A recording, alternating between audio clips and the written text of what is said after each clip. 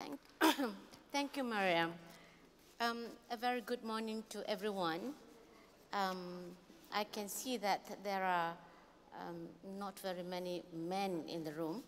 Could you call out for those who are standing outside to come in, please? Because this is going to be the most interesting and obviously the most colorful panel that we have seen in all the 3 days that we're here. I would just like to tell you a small anecdote. This morning, I was having breakfast with two guys, one a surgeon and one a banker, international banker. And we got to talking about women and how we are now deeply involved and profoundly so in the area of business and in the corporation. And that at the tertiary education, there are more girls now than there are boys. And one of them said, surprisingly, that is a sign. What sign? That it is going to be the end of the world. But I said to him, there's only one clear sign, that the women are working harder than the guys. As Mariam had said, there is a global recognition now by all states, by the world, that women participation in the economy raises the growth, the GDP growth of each one of the country in any sectors that employ women. And when the Fortune magazine was first introduced in 1998 and featured the most powerful women in the corporate world, there was only about 2 women. But fast forward, now there are at least 21 women, and that is not counting the people of the East in the East. And today is a clear example, very clear example of how women has reached a very lustrous, wonderful, most important position in their companies. And each one of them are CEOs and heading their own corporation, and marvelously so. And you can see that, these are beauty with brain. I don't think we can say the same of the men. And to my left here, the youngest of the lot. No, it's okay. Since you are next to me, I will introduce. Is Azeemeh. She is now heading the Gatehouse Bank from May 2010. It is as in, if you read the role model, that we have sent out to you. She joined the Gatehouse Bank May 2010 after working as a Vice Consul Energy and U.S. oil and gas sector head of the British Consulate General in Houston. So, and then she was awarded in 2009 a Global Individual Excellence Award from Lord Davis, UK Trade and Investment Minister. Azeemeh also has experience in the U.S. Department of Commerce, Bank of America, and Washington Mutual. Now, at such a young age, she has attained the top position. And I asked her, you started work at 15? And she actually started work a little later than that. But she has done great, and I am indeed very proud to be moderating a session that includes her. So next to her, in the very wonderful color of orange, that brightens up the very chilly day today, is Helena. She has accolades. I mean, you can't say, why is she not in the magazines right now? She should be in the front cover of any of the business and financial magazines that you have around in the UK. And the one thing, if you read about her here, one thing that's really struck me is the fact that in 2010, Helena founded the 30% Club. She is really an advocate for women. And I'm just wondering how, as a private sector, non-governmental, she could do that. And she will tell us all about it later. And next to Helena is someone from South Africa, also in area of, deeply involved in the area of investment banking and equity sector of the economy. She's going to tell you how African women has reached the top echelon of various companies. And she was educated in France, just like me. And she worked in the Treasury Division at Standard Corporate and Merchant Bank. So you have 3 financial people with us on the floor.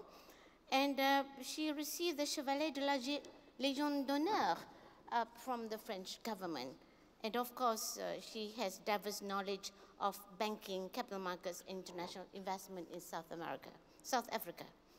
And to my extreme there is, she is heading a company that serves a drink that we all cannot do without.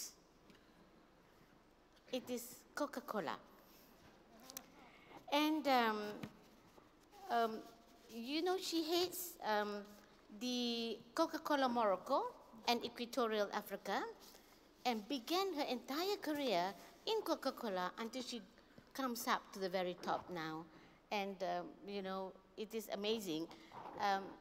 The recipe for Coca-Cola is such a secret, but I'm sure she has no secret telling us how she succeeds.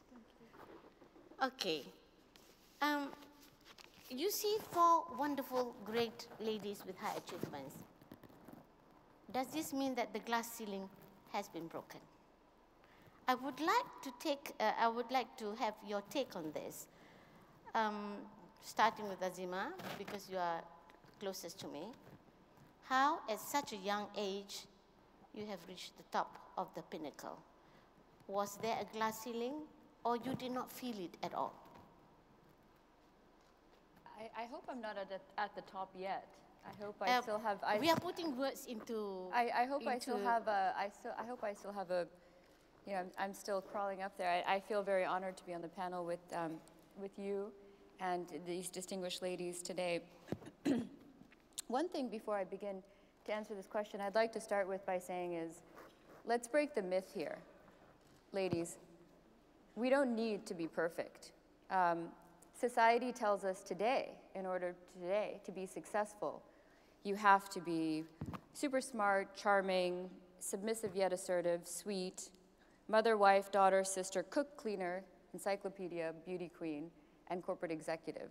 I say it's too late for that because we already are successful. And that said, I think the key here is what Malcolm Gladwell says in his book, Outliers. It's the 10,000-hour advantage. There's no shortcuts to success. It's all about hard work. I started my career at a very early age. I was 16 years old, Bank of America. I became a personal banker at 17 with my investment licenses. When all the rest of my friends were in high school, I was refinancing and offering home equity loans to their parents. I was very lucky to receive scholarships and then go on in different parts of my career through different phases and then become a vice consul for the British government based out of Houston. I managed their oil and gas strategy and changed around using funds from using taxpayer money to using corporate funds and reducing that. That's where I received the award. When the financial crisis hit in 2008, oil prices dropped down to $40 a barrel, and banks were not looking at issuing any new debt. So I wrote a bid to the Lord Mayor of London, and I asked him to bring alternative financial institutions, Islamic banks, to good old boy Republican Texas to look at refinancing the debt in the oil and gas industry. And Gatehouse Bank was one of the banks that came. And since then, we've been creating and innovating and working within the industry to be a forefront, be leaders in what we do. I think I'll pass on to. Okay, you still have some minutes, but if you want to pass, give your time to Helena. Helena, could you please tell us, was it a harsh journey to the top, or it was, again, hard work has got to be the main ingredient? Well, like Azeemeh, I would say I hope that I'm not quite at the pinnacle of what I can achieve yet. But I have encountered difficulties along the way. I'm state school educated. I went to a co-educational school. And my first sort of resilience test really was being the only girl in a maths class in my sort of final 2 years at school.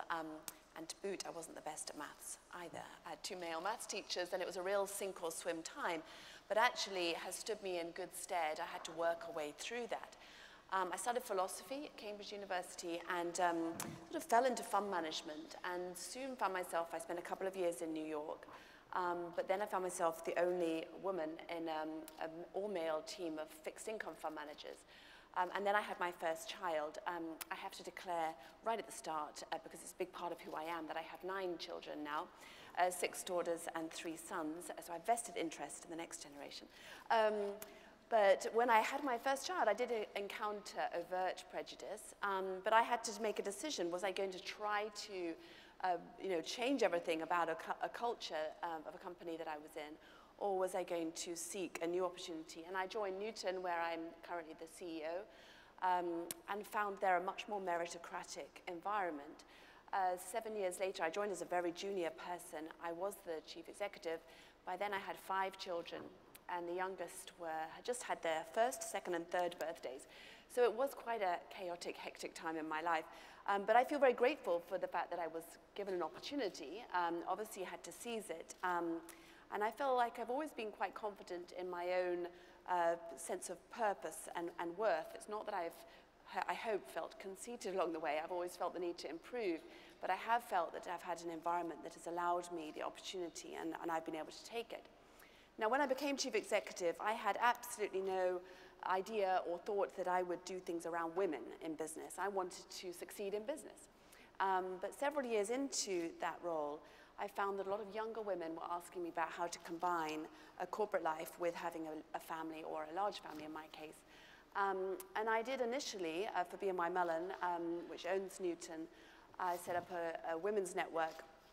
And a few years into that, realized that we were having very fully attended events. Everyone said how inspiring they were, but actually didn't seem to inspire anyone to actually do anything, because we still were stuck.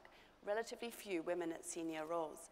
And that's where the idea of the 30% Club came about. And I hope it is of interest in the Islamic world, which I realize is at different stages according to which country and society we're specifically talking about. But 3 years ago, that was established. And the key thing about it, as well as having a goal, I don't believe in quotas in legislation. I believe in people believing in something and working hard towards achieving it. The members of the 30% Club are chairmen, and mostly they are men. We have 70 chairman supporters now. 5 of those are women. So those other leaders who are setting the example and showing that they think it's important for the functioning of their boards, for good corporate governance, as well as for bringing out the best in the talent that they have in their companies, the leadership is coming from chairmen.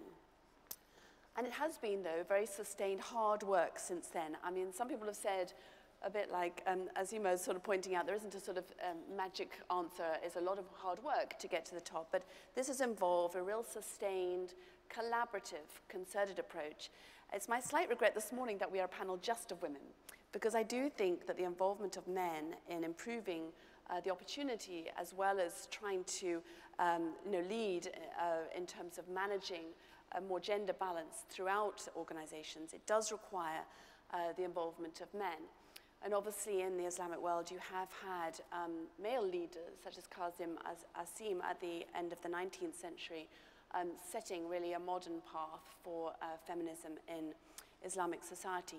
There is a huge amount to do in non-Muslim countries, but we do have some of the similarities in terms of cultural uphill struggles still to go through.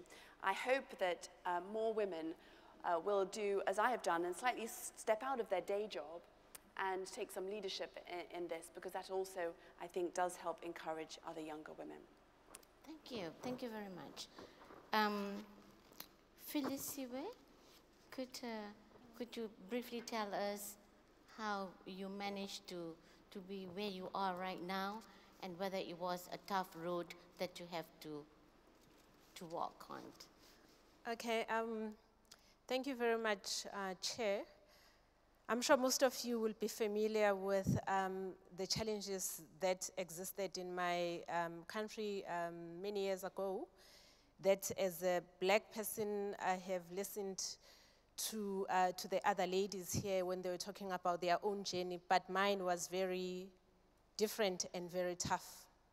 as a black person in South Africa, obviously, I was confronted with a lot of restrictions as a black person or as a black, South African. So basically, South Africans would be restricted in terms of how they would actually access some of the best colleges in the country. There were restrictions in terms of the accumulation of wealth, the accumulation of land, and all of those apartheid policies. I have to say, though, that I was very lucky because at a very young age, I was offered a scholarship by a French government to actually go and study in France. I have to say that it was very difficult for me because I had actually just left the Bantu education system. You'll remember that we used to have 2 types of education systems in South Africa. But I was very lucky to be admitted to the Sorbonne University, where I studied finance and economics in Paris. And from there, I was very lucky once again because I got another scholarship from the British government to actually come to the UK and do my MBA degree. But my first job was with Banque Nationale de Paris, Paribas, in Bank Station, that is in King William Street in London.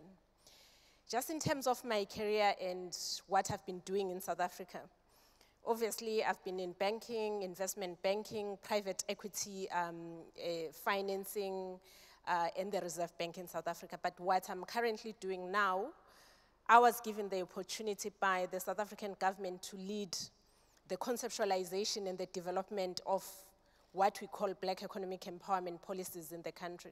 You'll remember that in 1994, when we got our democracy, black South Africans had what we call the political power, but they didn't actually own any of the economic resources of the country.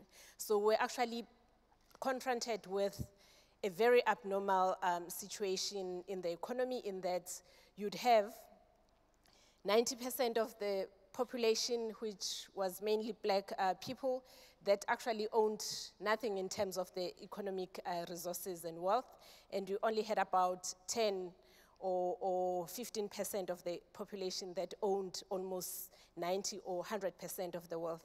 So I was actually given this opportunity by the South African government to drive the conceptualization and the development of those policies. So basically what the policies seek to achieve is to actually try and integrate black South Africans into the mainstream of the South African economy.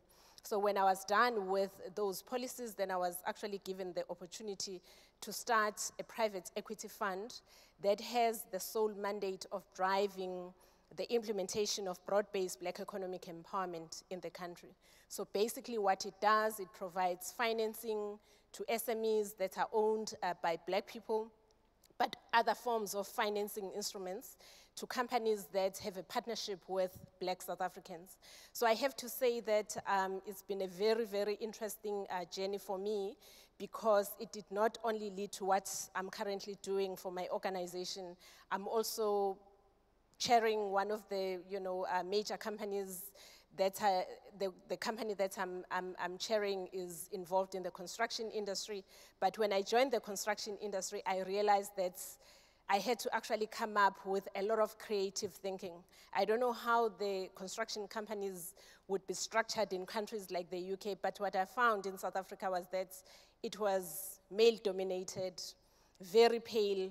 So obviously, I had to actually start from scratch in terms of coming up with some of the transformation policies that I have now implemented in the company that I'm associated with. And thank you, Chair. I would say this is more or less my journey. A great journey indeed. Okay, I would like to invite Samia now to tell us her little secrets and how she has, you have achieved a great deal in a big company called Coca-Cola. So please let us know and tell us the secret of your success. Well, actually, the secret starts, the secret formula of my company is actually the people that work in it. And literally, each one of us has a set of values and dreams that make up what the actual sugar drink is at the end of the day.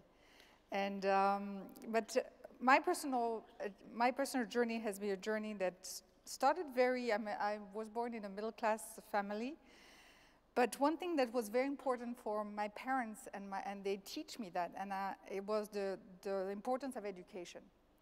And my father has always, even though we were two girls, he didn't have a boy, and we didn't have any brother or sister, he always pushed us very, very hard in getting the right education and going as far as we can.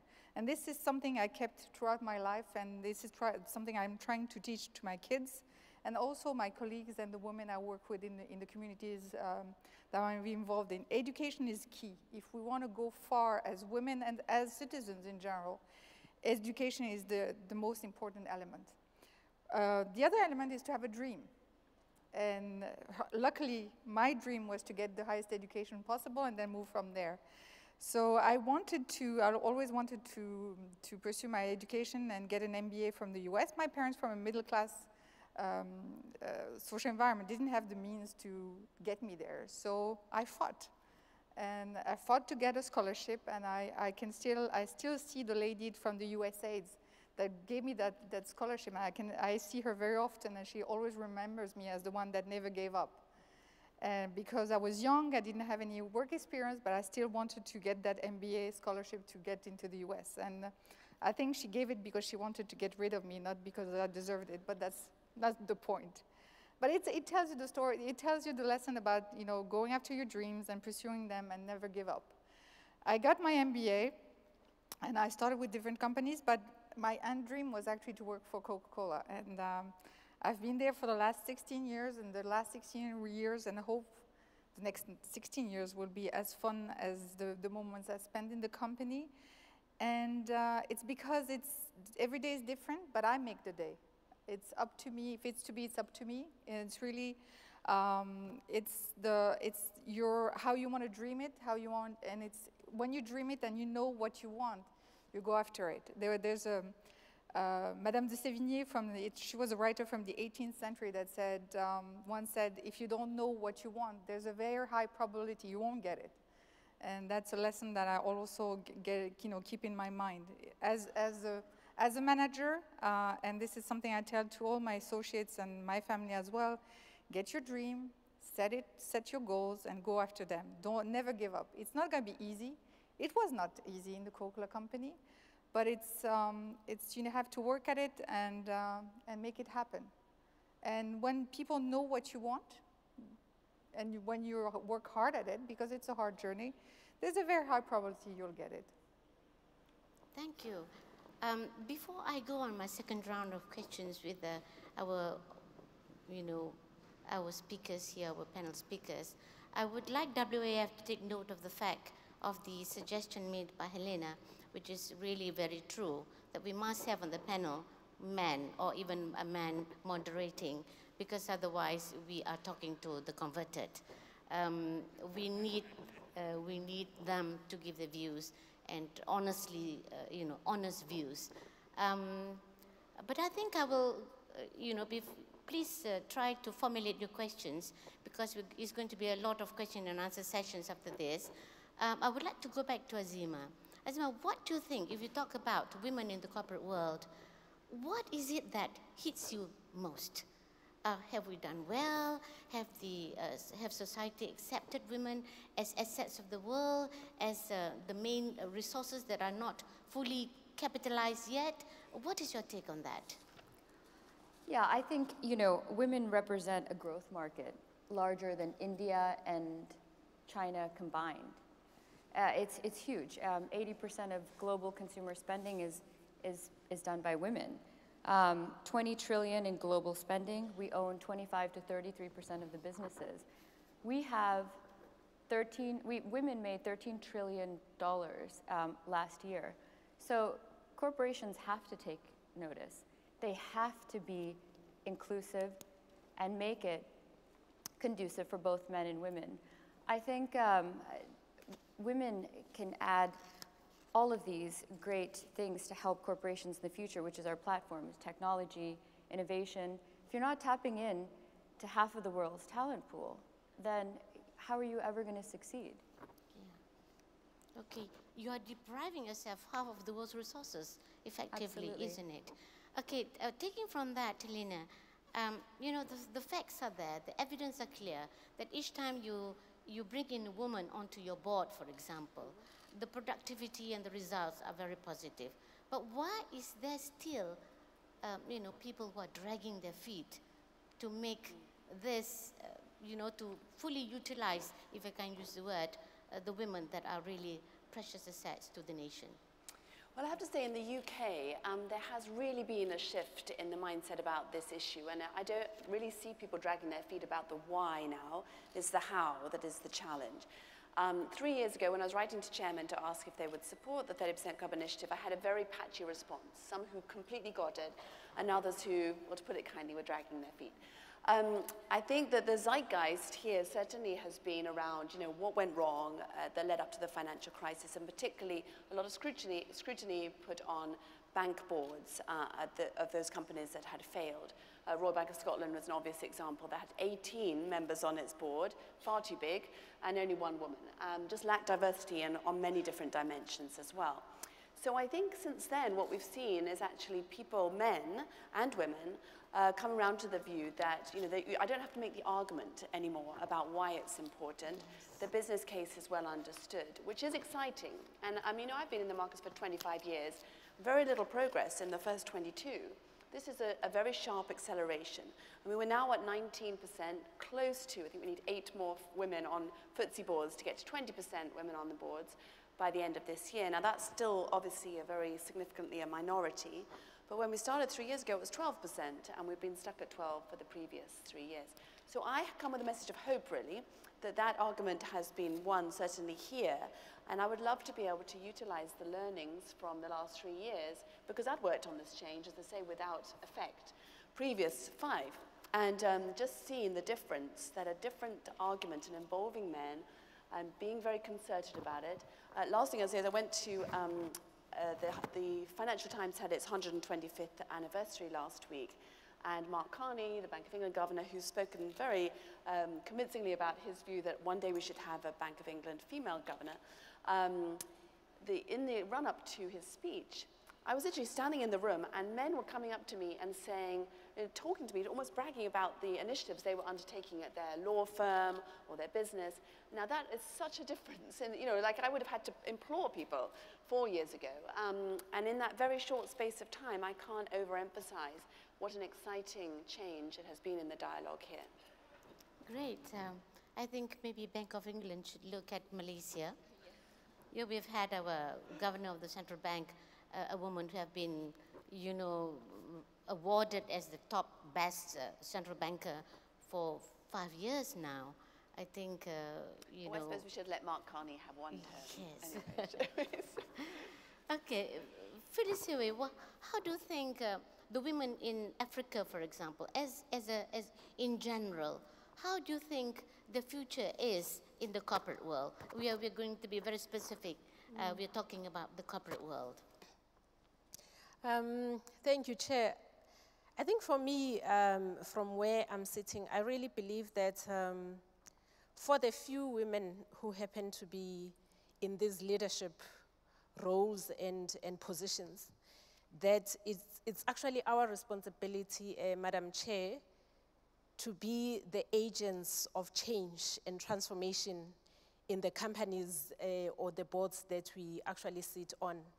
What I often see with a lot of women is that sometimes, even when we are given this opportunity to actually lead some of the companies, that it would seem as if, we are reluctant or scared to actually come up with bold decisions that would actually galvanize the entities that we are associated with. By that, Madam Chair, for me, it's really about small, little changes.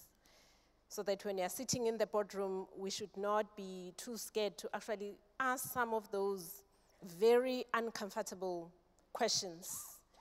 And you ask those, you raise them with your CEOs and some of your executive management.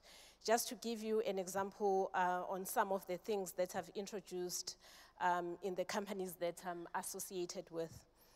A lot of them would be very reluctant to actually talk about youth programs.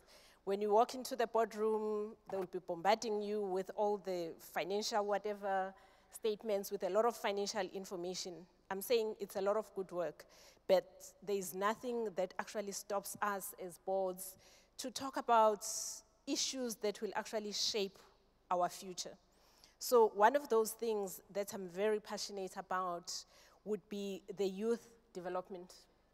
So I will actually talk about youth development initiatives in those big companies. So I will be actually challenging some of the executives to say, what sort of programs are there, do we have in place that would actually promote the youth? Because we need to actually look at the next generation of, of our future leaders. So it's the youth. I will also talk about women empowerment, because sometimes as women we'll be sitting on those boards and it actually feels comfortable that in everything you do, people will say you are the first woman to be appointed as the chair of this or that company. But what are we doing to empower other women so that when we decide to actually step down, so that the future layer of women leaders would be actually ready to take over from where we would have left. The same principle, Madam Chair, could also, relate to one of the great women that I have a lot of respect for, that is Madame Lagarde. We were all very excited. I'm sure all the women from all over the world were very excited about that appointment of Madame Lagarde. But we should be asking ourselves, it took how many years for the Bretton Woods institutions to actually get a woman in one of the top positions in those two institutions? The question that we should be asking ourselves as women leaders is, do we have other women who would be in a position to step in when Madame Lagarde, for instance, were to step down?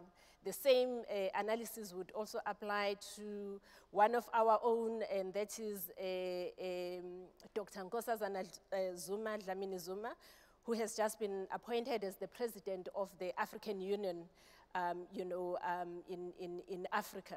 So it's a major stride and it's a major achievement for us as women. But we should be asking ourselves, are we going to have more women leaders who will be in a position to take over from some of those very courageous women?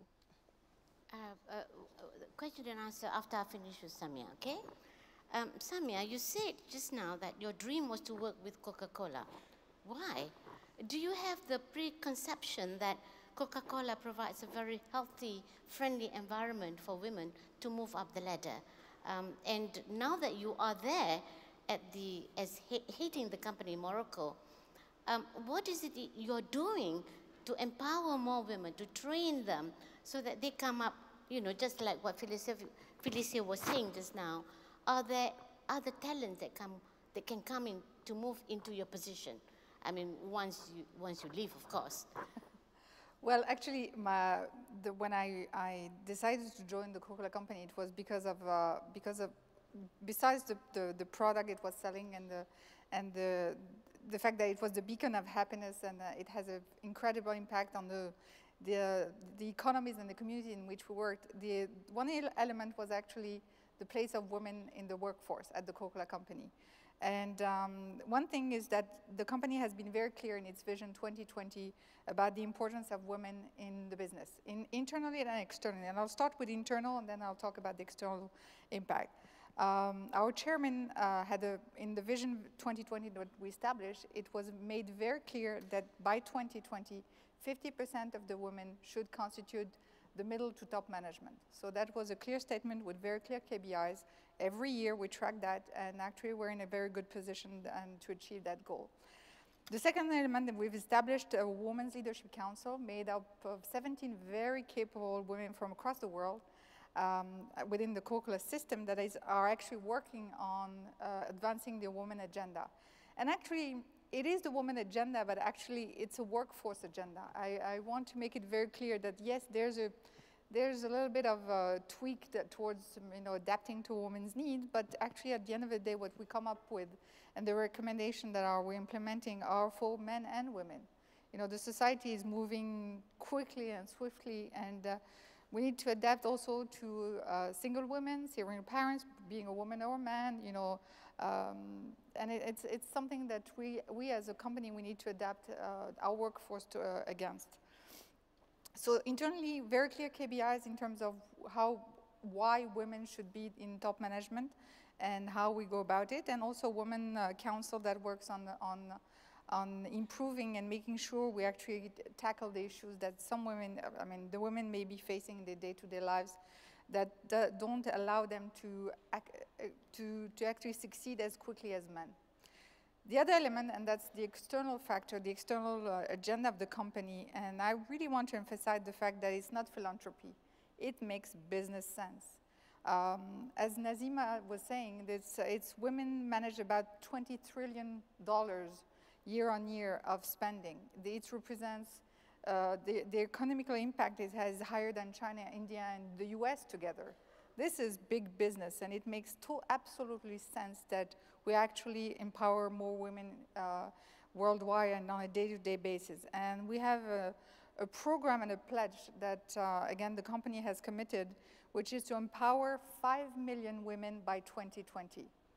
And when we talk about 5 million, that's a big number, but it's a commitment that we made as a company, and we made as employees and associates and as a system together. And it's very simple, because when you look at our value chain, we actually, this impact starts from the producers of our fruits and vegetables. You know, in Ghana, we have pineapple producers that are women.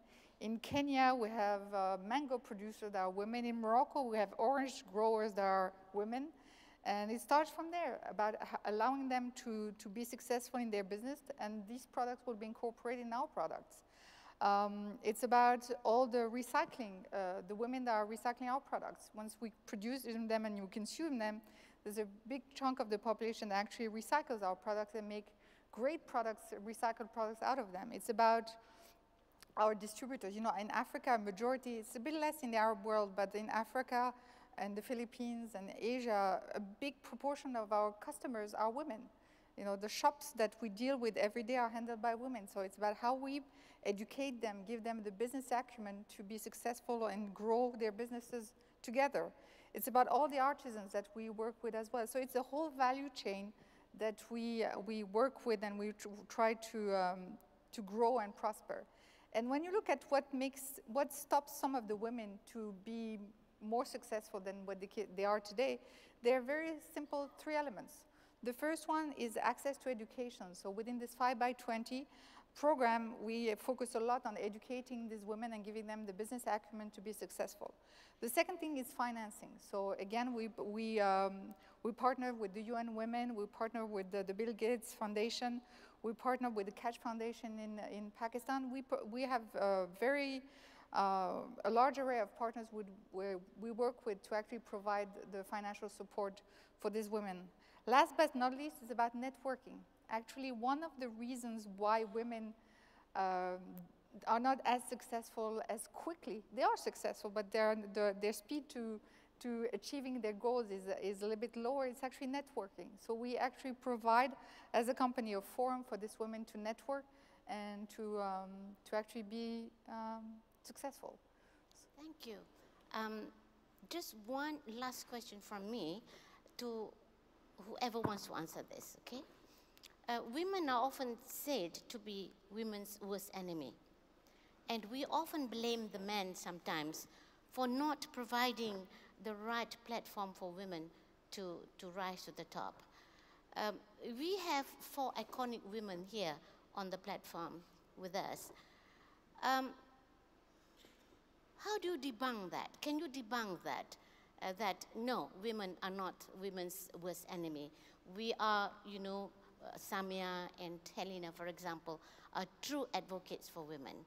Now, I see Azeemeh here as almost like a diva for me, which is pretty, she's clever, she's successful. Would you put yourself in the same place as a man and, you know, that would want to put a lid on the success of women? No, absolutely not. Actually, the funny thing is we have a whole financial literacy program for women, because being financially illiterate is not just a luxury anymore. It's a necessity. Women are more and more educated than men are. So they're going to be in the workforce. We have 1 billion women coming in the next decade. And it behooves us in our position to provide a platform for them. With us, we spend time, we have a CSR program educating, doing skills transfer on investment products and how to invest and due diligence for women in the GCC. It's very important to us. I think you make a very good point. I mean, women can be, the issue, the onus is just not on corporations.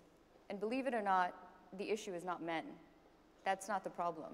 It's culture, it's society, it's our socialization process. And within that, if we look at it from a human point of view, yes. I mean, I've had women as roadblocks, and I've had men as roadblocks. I think they're equally the same. They're not exclusive to the other. We can. I think if you look at the top of the ladder of the corporation, there's very few women that are there. Okay. And they've worked really hard to get it. Sometimes it's difficult for some of them to reach down and help. But we have to change that. We have to make an effort. And I think that's why we have a panel like this here today. Inshallah, in 10 years, we won't even have a panel like this because we will be there. We've arrived, you know, and we've provided the support, the platform to go, and there will be no gender inequality. You're here to inspire, and the others are being inspired by you. Helena, I'm just intrigued. I'm completely intrigued. 9 kids, apart from being a mother to 9 children, a wife to 1 husband, I'm sure. And, that way around, yeah. And doing all those things that you have to do, and without even dropping 1 ball. I mean, how do you do it? Well, I do drop balls sometimes. I just wish to clarify at that point.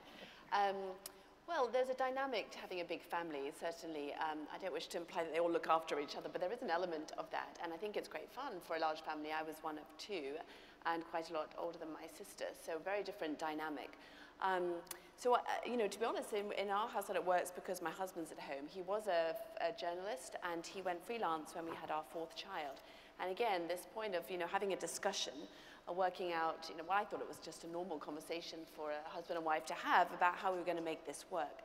But I have realized, and he was the one that said, I'd love to go freelance, you know, and he doesn't do that anymore. He's sort of reinvented himself.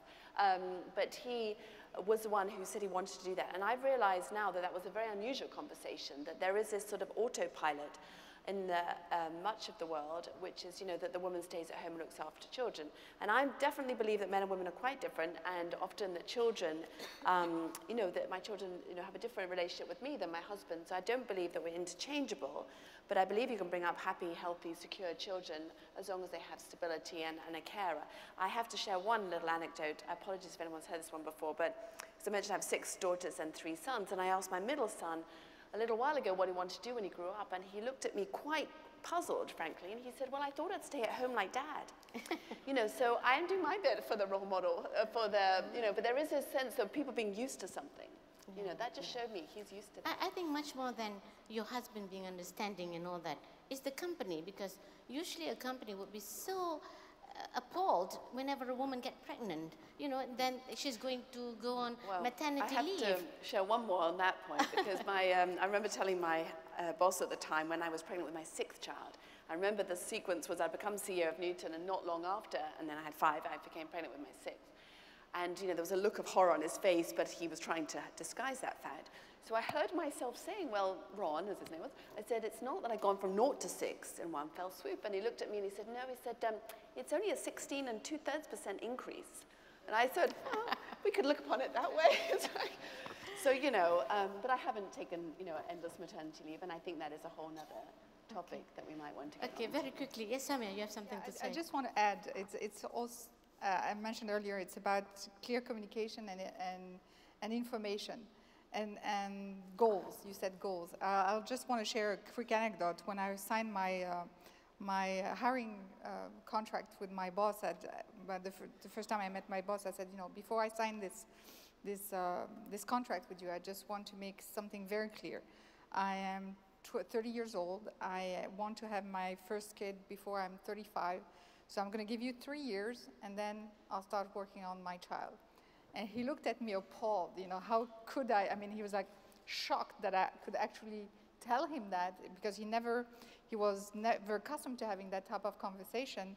But I was very clear, and I wanted to put that on the table, so I'm comfortable knowing what I want, because I shared what I wanted, and give him a guideline on how I see it work. And if he wasn't okay with that, I wouldn't have signed. But he choked initially, I must say. Then he laughed, and that created an incredible relationship onwards. And when I got pregnant, I went to him and I said, okay, you have 9 months in front of you. Let's plan it so that the problem is most of men get a little bit upset. You were saying getting a little upset. I don't think they get upset. It's just the change that it requires, because it means that you need to replace, take some more extra workload, etc. But again, if you are very clear on the process, if you prepare it ahead of time, it shouldn't be an issue. It's natural. Yes. It definitely shouldn't be an issue because you're part and parcel of the process of production. Yeah, we have about 30 minutes. I think we could move on to question and answers. I hope it's going to be a very, very interactive one.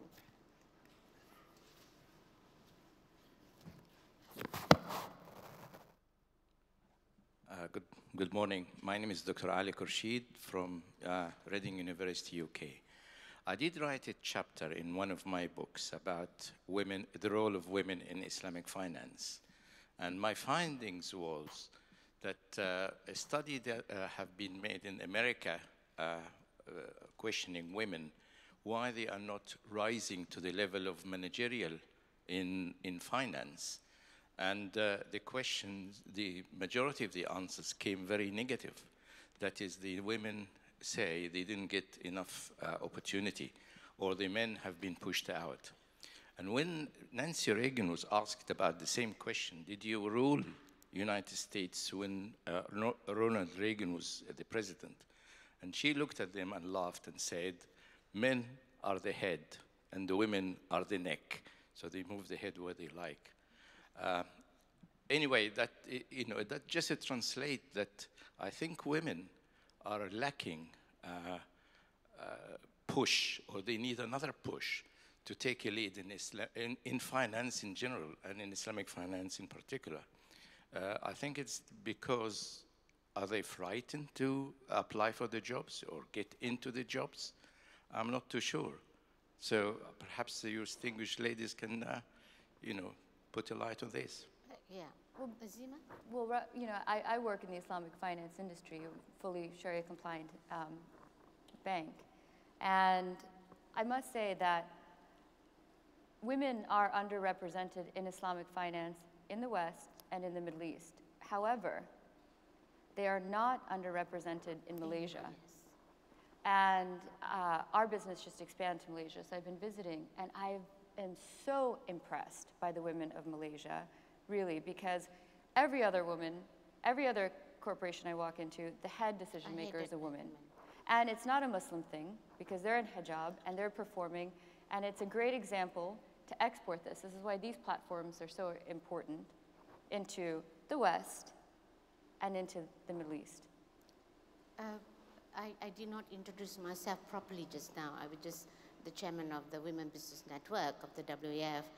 Incidentally, I was the chairman of the largest cooperative bank that does Islamic banking. So in Malaysia, as Azeemeh had said, we are in there. In fact, the men are learning from us. Yes, Helena. Well, the only thing I'd like to add is that obviously, while there may be different reasons, then that same observation that you make could be also said of in non-Islamic finance as well. There are relatively few women at senior roles. And I do think, it's come up already in terms of, whether women know what we want. And it's very hard to generalize for everybody, but there is this issue about, what defines success that I think is a little bit more complex for women. And then the whole issue about confidence and awareness about how you get on in a workplace. It's a cliche, but there is this sort of sense that women expect to, get that tap on the shoulder. We work hard, someone's going to notice you and come and give you a promotion. And we don't plot enough, we don't strategize. I love your example, Samia, of talking up when you were pregnant or thinking even of becoming pregnant. And again, I think, I encourage women to be more articulate and to say what they want, and first of all, to define what they want. And I think that's something that we just have to accept that's where we are in terms of behavioral differences between men and women, and work around that. More questions, please? I'm sure there's some compelling questions. Otherwise, we're just going to start talking again. Well, until we get, okay, we have a question. Any more? Yes. Oh, the lady in pink and then the lady in black. Assalamu alaikum. Good morning. Thank you, distinguished panelists, for sharing with us your views and experience. I have two comments. One is with regards to the panel who mentioned that in addition to access to education, financing also is very critical. And it's interesting to learn from Ms. Azeemeh that you're having a lot of initiatives to help women in financing. But may I recommend that this 9th WIEF be the platform where, in addition to Dato Dr. Norraesah's great work in having the WBN, which is the business network, could we introduce a business angel financing? Groups of very high net worth ladies in Islamic, non-Islamic countries, setting up business angel funds to help women move forward, because we've heard of microfinancing, but that's for small businesses.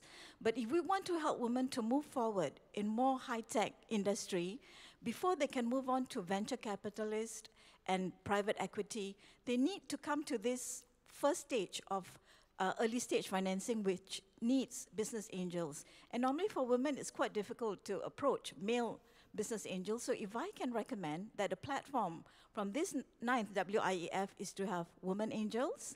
And secondly, I'd like to address my question to Madam Helena with regards to your great work on the 30% Club, because my book on women and innovation, the UK experience, and I'm thankful to the WIEF for helping me to launch it today. I've also added one of the major work is the women on the boards. There is a review by Lord Davis in which he had highlighted his worry about not sufficient number of women on boards, and that's why they have a lot of recommendations. Maybe you could share with us, and even the Islamic countries and others, what are some of the strategies to come to reach a certain quota or number to enhance women in board? Thank you. Well, let me address that one. So yes, thank you for highlighting, because basically Lord Davis set out, or who we work very closely with, the 30% Club is sort of one of the key implementers, and we're very good friends with the whole committee that was behind that. He set out a blueprint for change.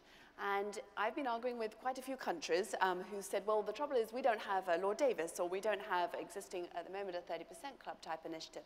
So you don't need to have a new task force on, you can use some of the recommendations that have been made.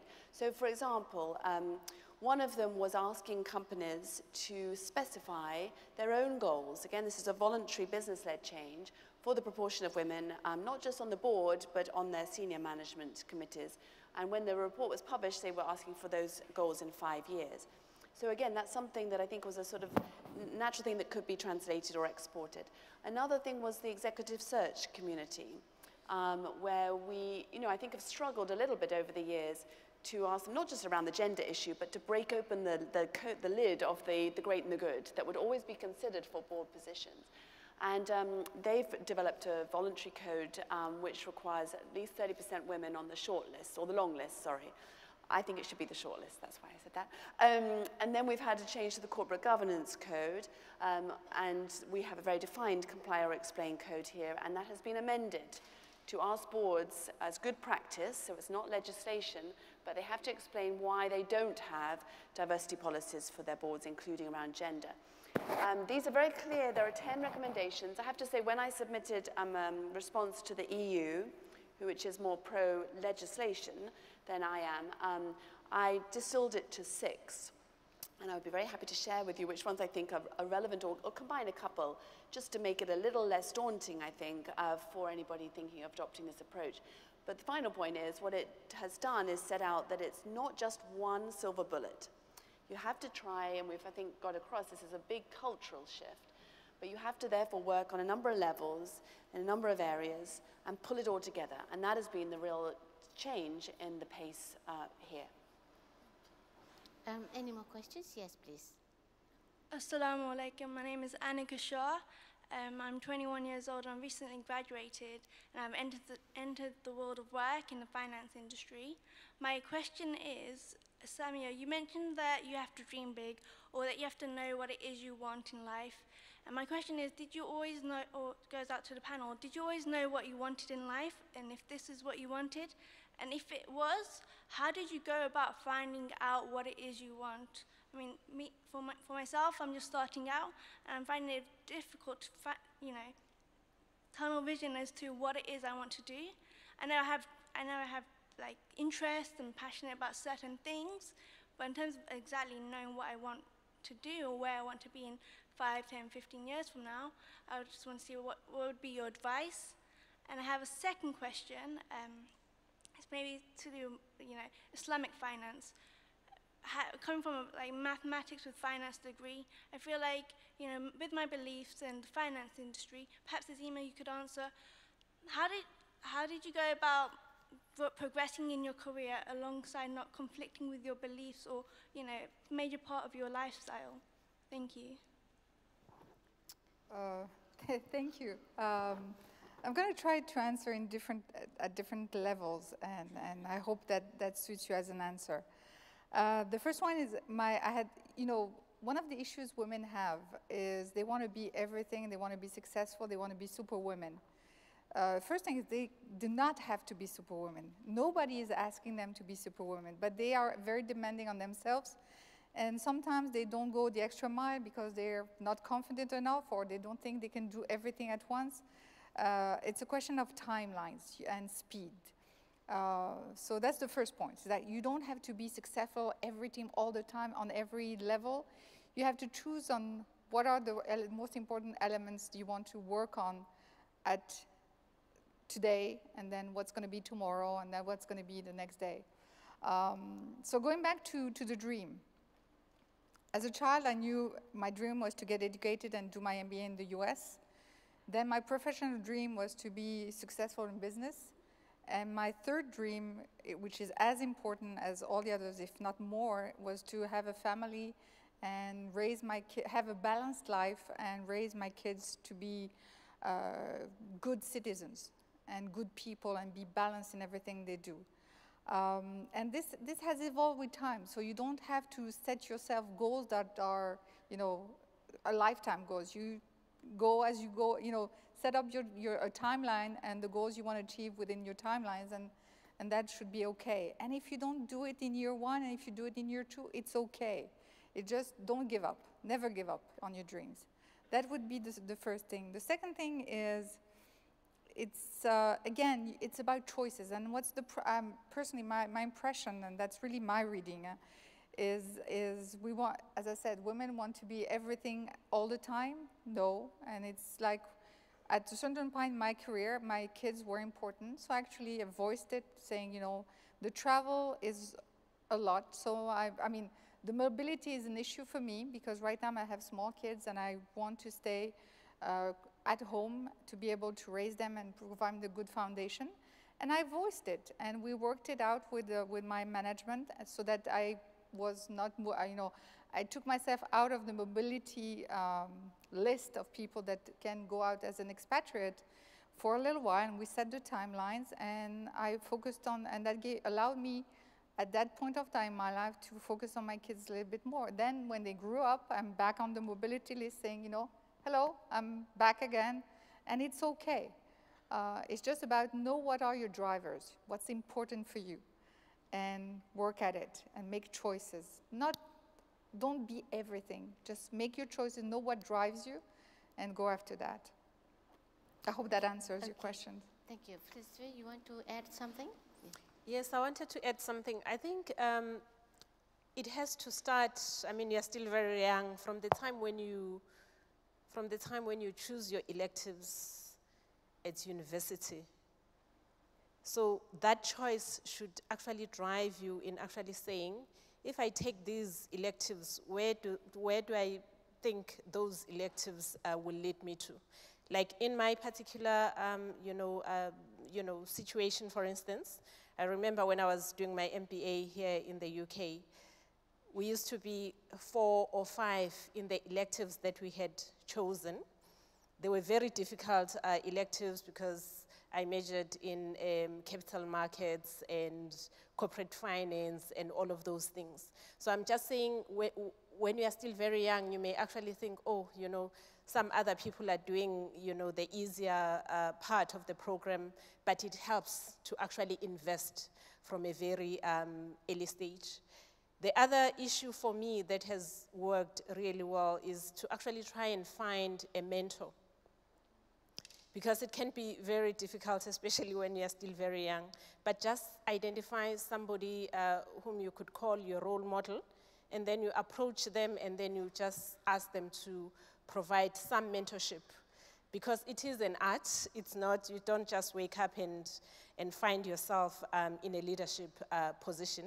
You have a lot of people who are also very smart. It doesn't mean that now that we are sitting here that we were actually the smartest in the class. It doesn't work like that. You have to be smart, but there are a lot of other softer nuances that are very important as well. I'd just like to answer a question to the lady in pink, Sharifa, I think. Okay, there is already an existing, a few venture capitalists meant for women. And there's one of Australia, there's one that is meant for Southeast Asia. But thank you. In fact, WIEF was thinking about approaching women with money. In fact, there are a few women with lots of money in Malaysia who are actually forming to be venture capitalists on an individual basis. Yeah, I mean, I think you bring up a good point. I've always had this dichotomy of giving back to the community and making money. And sometimes they're not mutually exclusive. You can do both. And the example of that is to get into a corporation that has a similar vision and supports that. I'm from Houston, Texas, and I didn't know about oil and gas. I didn't know about Islamic finance until I did this bid and I started researching about it. I was in conventional banking before. And really, I think if we look at the name of it, it should be more principles-based, ethical banking. And if you are looking to get into finance and you're looking for transparency and you're looking to make ethical investments, Islamic banking is the way to go. It's the way of the future. Incidentally, at 2 o'clock, we're going to have a special masterclass, small workshop and seminar at 2 to 3 o'clock. Islamic finance, empowering business, women in business. I think you should attend that. Any more questions, please? Yes, Mr. from Reading.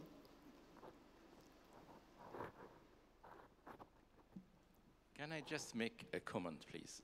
The ladies in the panel seem to be very, very professional. And why they don't write their diary and create a novel? I wrote a novel about people in Islamic finance, trying to express the Islamic finance. Writing a novel after adding your diary is quite simple. It takes about 4 or 5 hours a night for 1.5 years. And then you reach a good novel. My novel is actually about women who actually in power, and I called it a tender power, which is how the women can drive the economy and how women can change men from being a playboy to a responsible people. So can I just suggest to the panel to start to do something about that? Can we have a copy? Thank you. I think it's a great, I don't know if that's working. I think it's a good suggestion. I think, one of the things that, I'm sorry I didn't catch your name, the lady in the wonderful pink, actions speak louder than words. And I think that's one of the things that it's, I have said on a lot of panels, and sometimes you end it and you think, well, everyone sort of heard something, but then just goes back to their daily lives. If we can take something away and each of us do something, that's how you really make change. And perhaps that's, I'm not sure I've got an hour and a half left in the day at the moment, but I'll think about that one. Okay. Assalamu alaikum. Thank you for your insights so far. I had a question to those of you who've had the opportunity to work in both Islamic and non-Islamic contexts. What, I guess, are some of the specific challenges or the differences that you've seen and maybe solutions that have worked as far as succeeding as a woman in those different contexts? Thank you.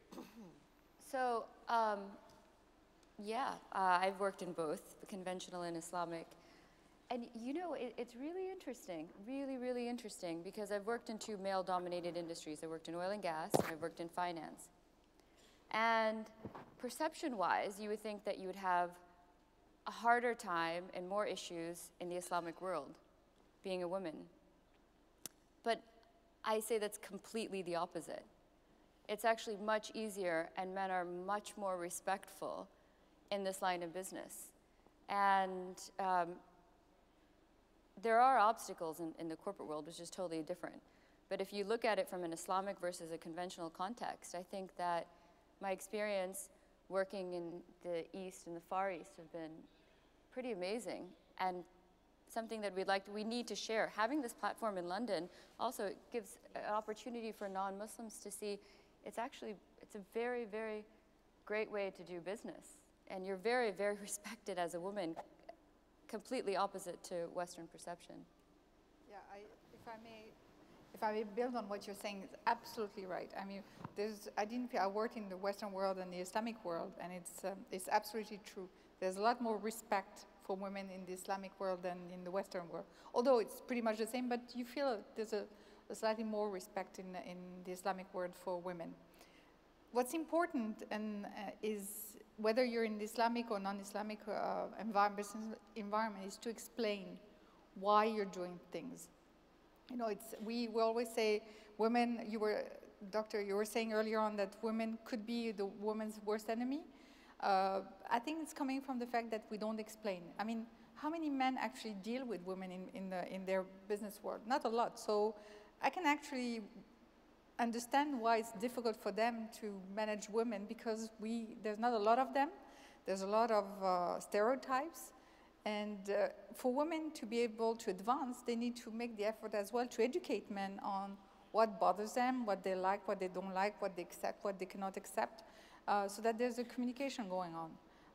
And it's all about, I've done this is why I've done it, and explain the purpose of every action or most action we're taking.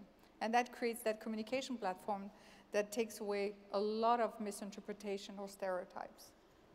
Can I take the next question? Hello, my name is Helena Mohamed. I'm a writer about Muslim women and feminism, and one of the things that I try and encourage women to do is to be more active in whatever sphere that they take part in. One of the things that you have mentioned today in your comment, and which I often hear women talk about when they're in the public domain, is to take risks and to not try and be superwomen, but realize that you can make mistakes on the way. So I have a personal question for you, perhaps a little bit unconventional, so that we can learn. What is a mistake that you have made, and what have you learned from it? Okay, who wants to start with that? Answering that question. The mistakes are so numerous, we can hardly remember. I'll start, because I was talking earlier on about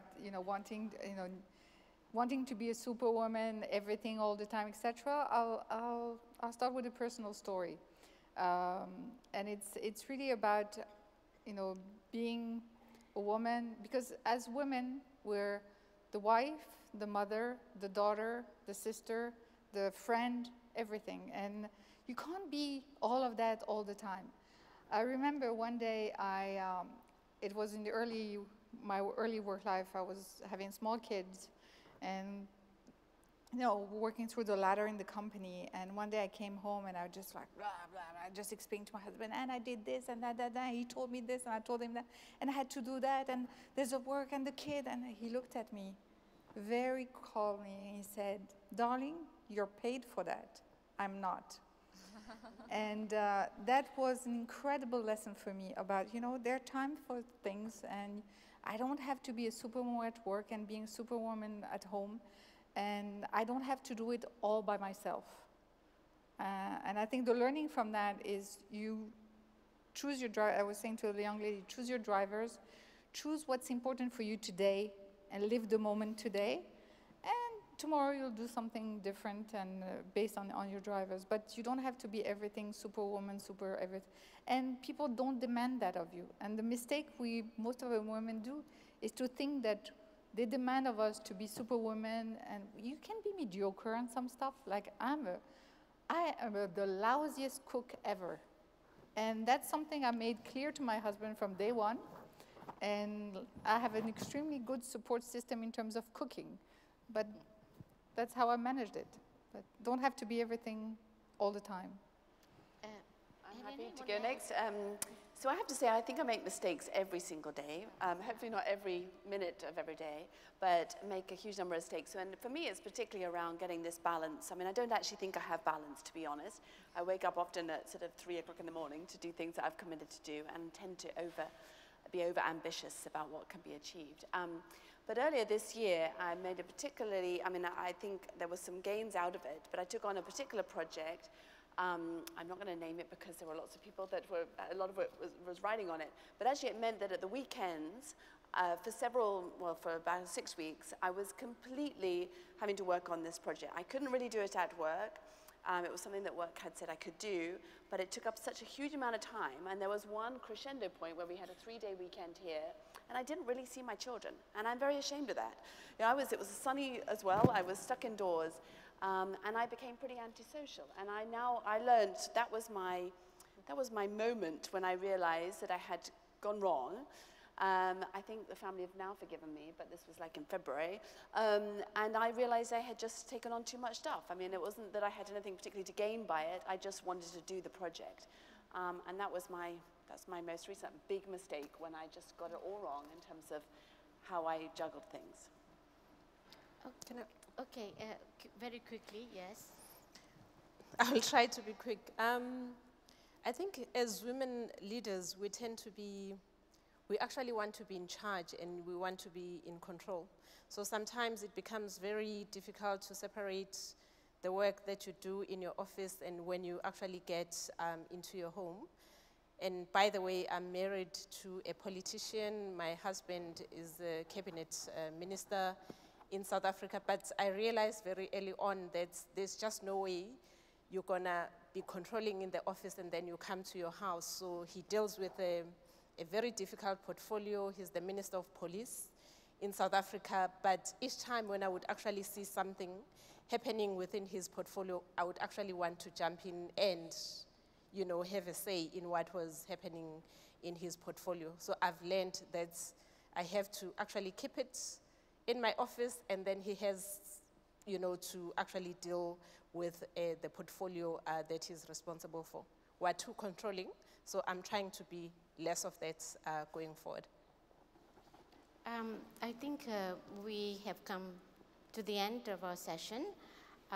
We have a small video to show, but in the meanwhile, I'd just like to say that mistakes and failures are lessons, are precious lessons in life.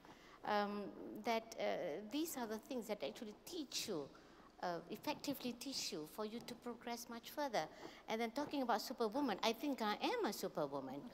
I'm in politics, I have a listed company, I have 2 companies in education and in the hospitality. I have 6 grandchildren, 1 more coming, and 4 children. I think the worst part was the politics. I mean, politics, you know, taking care of the human, you know, is a lot more difficult than measuring numbers. You know, credit and debit of the bank is a lot easier.